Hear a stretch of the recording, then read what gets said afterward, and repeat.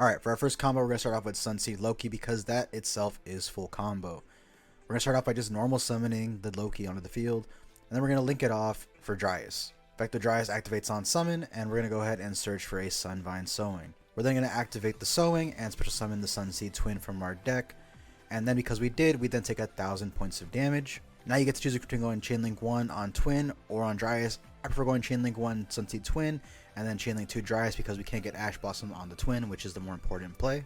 Dryas brings out Healer to the field, and Twin revives our Loki. On summon, the effective Healer activates and gives you 300 extra life points by targeting our Dryas. Now we're just going to go ahead and link off the Healer and the Dryas and go into Jasmine. Jasmine effect will activate, and you're going to go ahead and get rid of your Sunseed Twin to summon Aurora Mage Laurel. Next up, you're going to go ahead and link off your Loki and your Laurel into a second copy of Jasmine. Doesn't really matter which space you put it in. That'll activate the effect of Laurel Engrave, giving you 500 life points, which in turn triggers the effects of both Jasmines, giving you 2 searches. One of your cards needs to be Lily, and the other one is a plant of your choice. In this case, we're going to go with the Sunseed Twin because it's now just a brick in the deck. You're going to go ahead and special summon Lily to the field by targeting any plant in your grave as an equip. Then you're going to get rid of that equip to grab Disc Coliseum.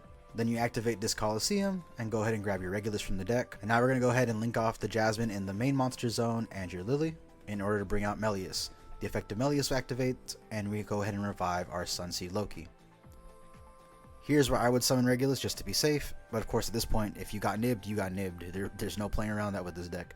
Equip your Lily to it. Then we're going to go ahead and link off our Loki and our Jasmine into another Melius. You can put this one in the main monster zone because of the link arrows on your other Melius. That in turn revives your Loki. Then you're going to go ahead and link off your Loki for another Dryas. The effect of Dryas will activate, and this time we're going to go ahead and fetch Sunvine Shrine. Then you're going to go ahead and link off Amelius and your Dryas to go into Dryternity. Big Tree effect activates, and we go ahead and fetch Sunavalon Bloom. Then we activate Shrine, revive our Loki by pitching our Sunvine Seed, and then we link 4 into Ben. The Predaplant version of this play gives you an extra monster in Dracostapelia. The Rika play gives you an extra monster in Rika Queen. It just depends on which engine you prefer to run, if any. So our end board will be a set Sun Avalon Bloom, which is essentially your skill drain. Your Ben, which is essentially just a bounce and Ring of Destruction effect. Your Dryternity, which gains the attack of all monsters it points to because of Sun Avalon Bloom. And then your Omni Negate and Regulus. And because in this combo we didn't use Empress, we still have a Therion Engrave for the effect of Disc Coliseum. On the Punk side of things, you need Ziamin or Etelli and 1 card in hand. In this case, it's a Foxy Tune, which is going to be fine for a little explanation coming up. But obviously, in most cases, you're going to go ahead and grab the Foxy Tune off your Ziamin. So, starting things off, you're going to go ahead and summon Ziamin, pay 600, and then search for another Punk monster, which again is usually Foxy Tune. But in this case, we have Foxy Tune Enhanced. We're going to go ahead and grab our Deer Note. Now, with this specific hand, I would suggest going Deer Note first because if they happen to negate your Deer Note, your Foxy Tune can still activate and then summon your Deer Note from the deck. But if you Foxy Tune first, you have to send Foxy Tune to grave, and then you don't get to activate Deer Note because you don't have other Punks in hand. So, either way, you're going to get Deer Note onto the field. Once Deer Note's on the field, you go ahead and Synchro Summon our new level 8 and Mantis, and we essentially do the pack play of sending Lily to grave. Now, your Mantis is going to be Chainlink 1, your Deer Note Chainlink 2. You're going to revive your level 8 Foxy Tune, and then Mantis will, of course, send Lily. Now we're going to go ahead and overlay into Sargus. I like having it on either one of the sides. That works fine, or that works fine. Just getting it out of the way of your link plays. You're going to go ahead and activate it, and you're going to search for Regulus. You're going to go ahead and summon Regulus by equipping your Lily. And then you'll activate the effect of Regulus to activate the effect of Lily. By sending Lily to the grave, you're then going to go ahead and grab your Disc Coliseum. You'll activate it. And then you're going to go ahead and search for your Empress. Empress effect by equipping Lily. And of course, you now have to send a card to grave to activate Empress's second effect, but we don't have the copy in hand because I kind of forgot to put it in the demo hand. You're going to go ahead and activate the effect of Empress, sending a card to grave to bring Lily onto the field, and then you're going to go ahead and overlay into Rika Queen. And because we have a plant monster in Lily as a material for Rika Queen, you can activate its tribute as a quick effect. So our end board is Rika Queen with a plant monster as material, our Regulus is an Omni Negate, and our Sargus. So whenever Queen activates its effect, Sargus' affected pop will then activate. Alright, for the next play, we're going to assume that you have a way into both the plant play and the Punk play. So you're going to either need your Sunseed Loki and Etelli, Unexpected Die and your Punk Ziamin, or Die and your Etelli. Regardless, if you start off with the die, you have to go die first, because if you do any other summon beforehand, your die just becomes a brick. So, in this case, we're going to go ahead and say we start off with our unexpected die. We're going to go special summon our Loki out, and then we're going to go ahead and either normal or e-tele out our Punk. From here, the play is pretty normal. We go ahead and do the full Punk play.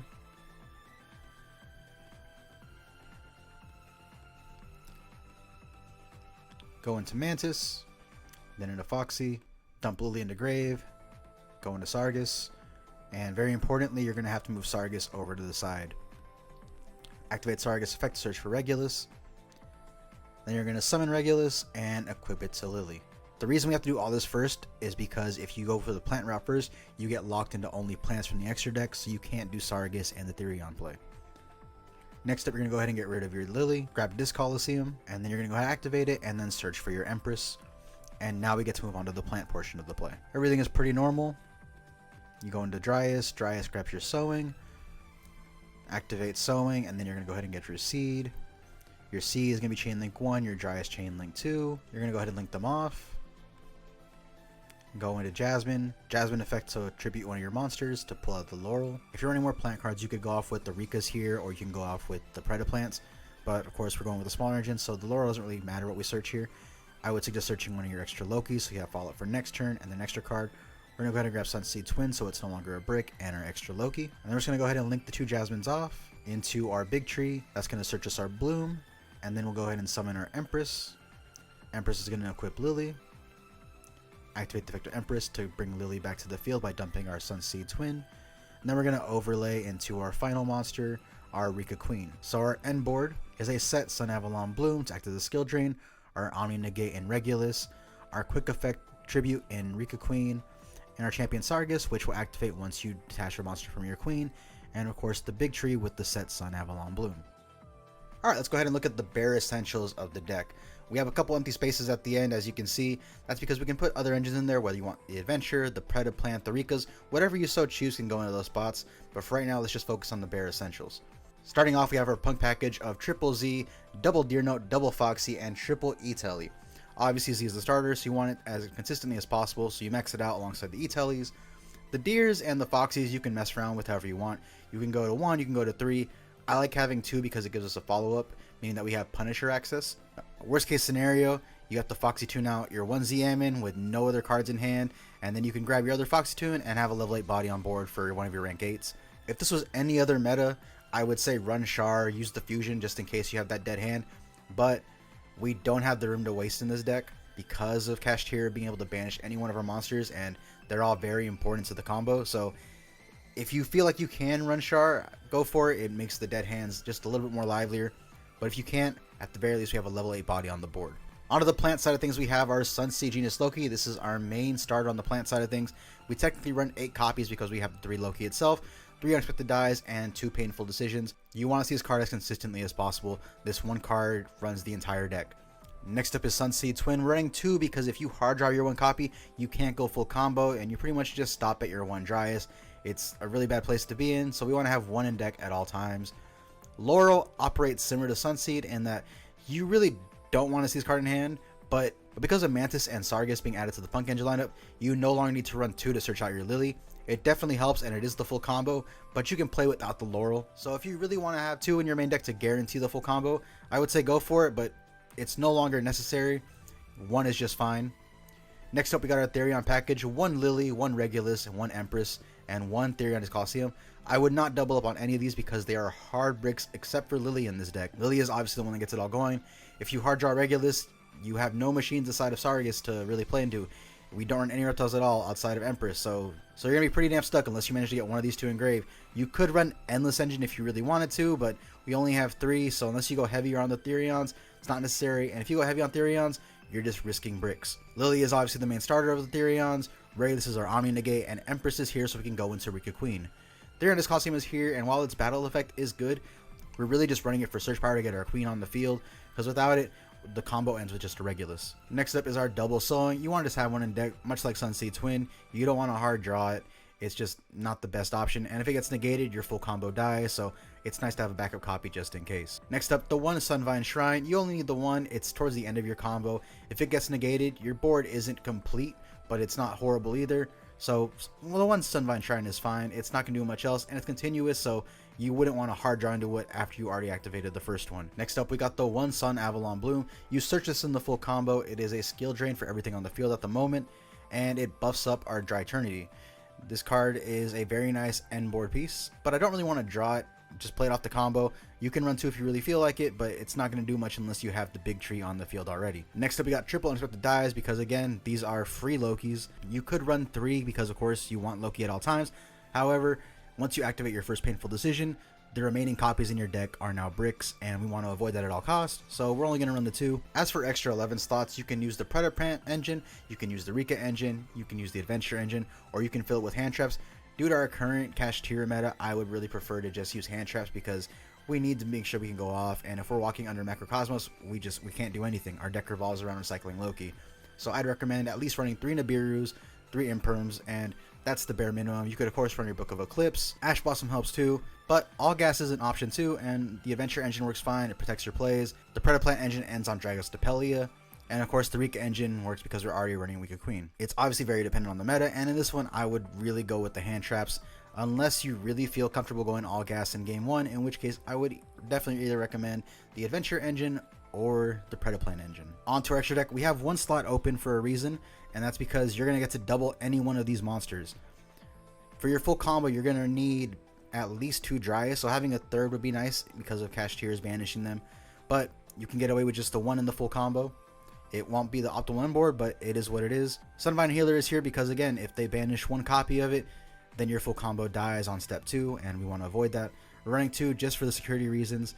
Jasmine was already at 2. You could run 3 if you really feel like that's the card they're going to aim for, but I don't think they would, and even without it, you can operate under the 1 Jasmine. Next up, Double Melius. You need 2 for the full combo. If you want to max it out, then again, that'd be a safe option. Next up, your 2 boss monsters in Dry Eternity and Ben.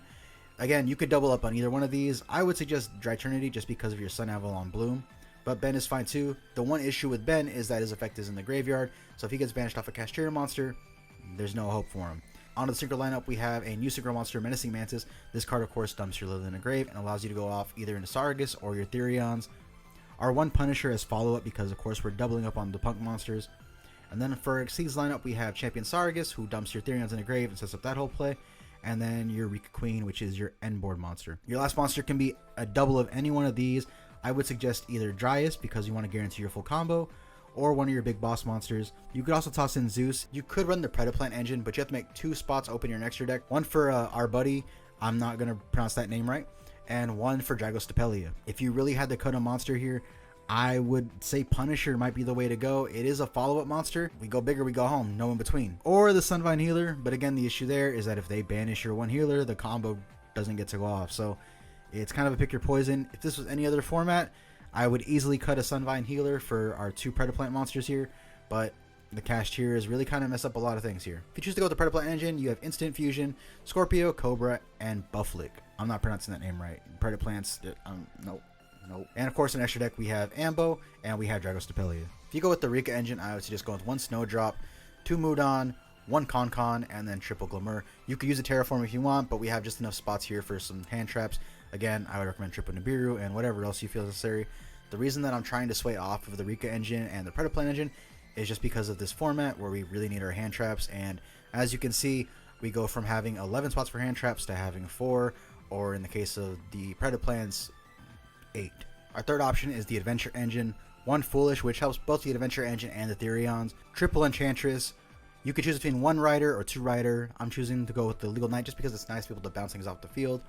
Triple Right, 1 Fateful, and 1 Dracoback. The Adventure engine in its full force. The one thing to look out for with the Adventure package is 1, it's very large and takes up a lot of deck space. 2, you have to be careful where you place your monsters on the board because if you happen to put a monster in the wrong spot, your entire link play is dead. I would suggest just keeping these off to the side, either in the furthest left or the furthest right zones. Avoid the middle at all cost. After a few test hands, I'm sure you'll understand why you can't just toss the Adventure monsters wherever you so please. And in the hand trap build, I would suggest something like triple Ash, triple Nibiru, triple Imperm, and double Evenly. You could run the triple Tactics copies if you want, either Thrust or Talents, either one is fine. Any board breaker like Raigeki or Dark Hole is fine, but I find Evenly is better because it's just a little harder to play around. You could run Lava Golem if you wanted to, because you are running 3 unexpected dies and E-Tally, so you can get around playing your normal summon, But if you're playing Lava Golem, you're playing exclusively going second, and that's a little harder to pull off just because you know damn well you're going to run into that walking Macros in a Rise Heart. So that's 4 different builds we can play into, and let's go ahead and check out some. So those are 4 different builds we can play with the deck. Personally, for this format, I would suggest going with the Hand Trap build. Any one of them works, but the Hand Trap one just feels the safest to me right now. I would much prefer to run the Predaplant engine just because it's a little funner, but with the Rise Heart running around, it's not really. Nope, it ain't looking good for us, guys. Hope you guys enjoyed the deck tutorial and the deck list. If you guys have any questions or comments, go ahead and leave them down below, and I'll answer as best I can. Until next time, peace.